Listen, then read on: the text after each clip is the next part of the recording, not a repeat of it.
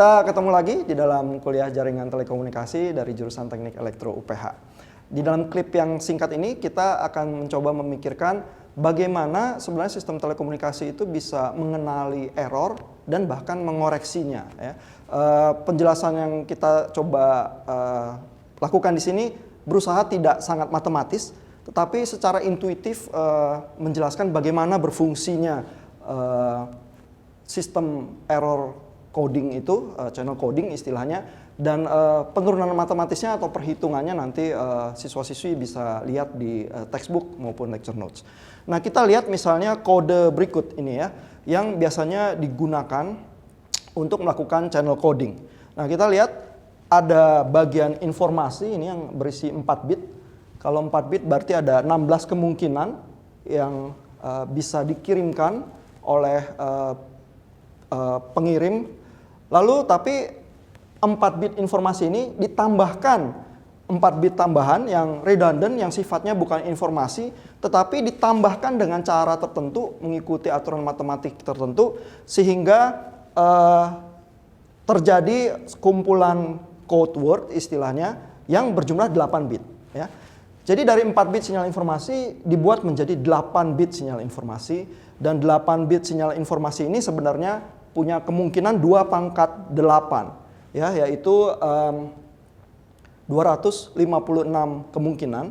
Tetapi dari sekian banyak kemungkinan itu kita hanya pakai 16 karena informasi sinyal aslinya cuma ada 16 kemungkinan, begitu ya. Nah, di dalam hal ini kita lihat bahwa pengaturan setiap sinyal ini, kumpulan code word ini secara matematis dilakukan dengan cara tertentu sehingga baris sinyal yang satu dengan code word yang berikutnya mempunyai jarak tertentu, ya, istilahnya jarak.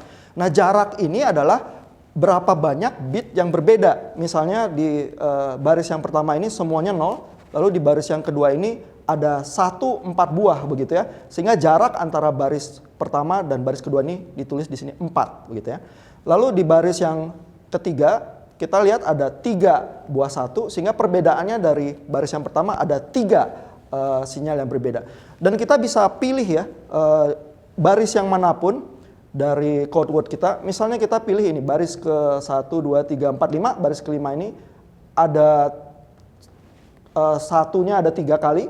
Kita pilih baris ke-6 misalnya, maka perbedaannya ada 1, 2, 3, 4 ya. Jadi ada jarak antara baris kelima dan ke-6 adalah 4 yang bitnya berbeda.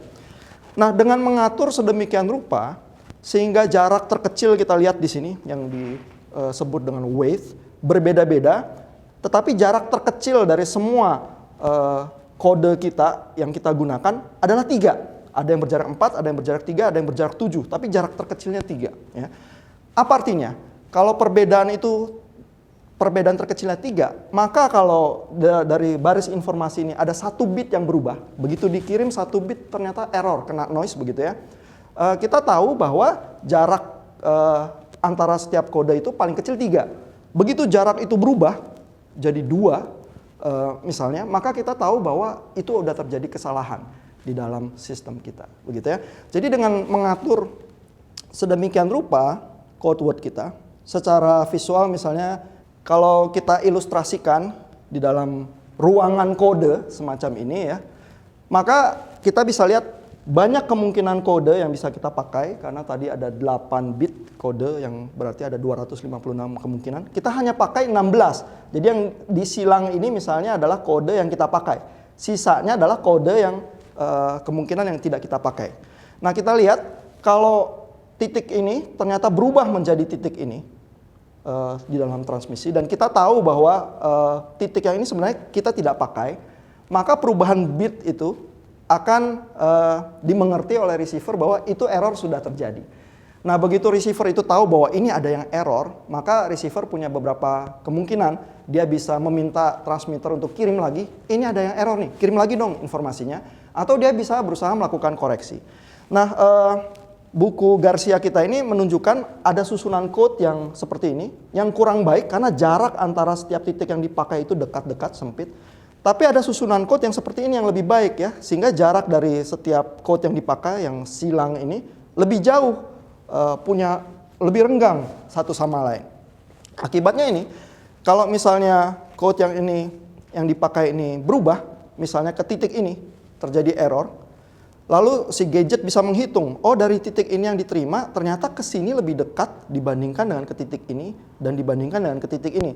Sehingga gadget itu kalau mengkoreksi, dia akan menebak bahwa kemungkinan besar yang dikirim adalah sinyal yang ini, gitu ya. Sehingga dengan demikian, kalau error itu tidak sangat besar, gadget kita akan punya kemampuan untuk mengoreksi kesalahan yang terjadi. Teknik semacam ini secara matematik dipakai juga misalnya di dalam aplikasi lain di kehidupan kita. Misalnya ada nomor yang panjangnya 16 digit di dalam kredit card kita, yang kalau kita masukkan salah digitnya misalnya ke dalam website tertentu atau apa, si website itu bisa mengenali bahwa ada kesalahan. Karena digit yang dihitung di dalam kredit card kita itu dihitung dengan rumus matematika tertentu yang memungkinkan untuk mengenali error seperti sistem komunikasi digital kita. Ya, sekian, terima kasih.